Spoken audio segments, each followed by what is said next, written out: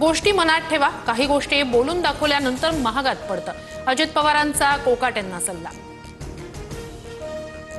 भाजपनं आता one nation one husband सुरू केलंय का? घरोघरी जाऊन सिंदूर वाटतायत. संजय राऊतांचा भाजपवर जोरदार निशाणा. वैष्णवी मृत्यू प्रकरणी निलेश चव्हाणची चौकशी. मृत्यू प्रकरणात चव्हाणचा सहभाग होता किंवा नाही तपास सुरू. निलेश चव्हाण, राजेंद्र आणि सुशील हगवणेची समोरासमोर चौकशी करणार. पुण्यात एमपीएससीच्या 12 विद्यार्थ्यांना मद्यधुंद टॅक्सी चालकानं उडवलं. अपघातग्रस्त विद्यार्थ्यांना आजच्या परीक्षेत सवलत देण्याची रासनेंची मुख्यमंत्र्यांकडे मागणी. कोल्हापूरच्या विशाळगडावरील 14 अतिक्रमणं 7 तासात हटवली. पुन्हा अतिक्रमण न होण्यासाठी मलबा तात्काळ गडाखाली आणला.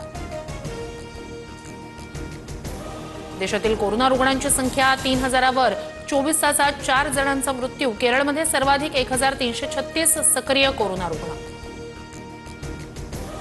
10 जूनपर्यंत पावसात घट. शेतकऱ्यांनी पेरणीची घाई करू नये. कृषी विभागाकडून शेतकऱ्यांना आवाहन. बीडच्या आष्टीत पावसामुळे टोमॅटोचं नुकसान. 1 एकर शेतातील टोमॅटोचा चिखल. सरकारनं मदत करण्याची शेतकऱ्यांची मागणी.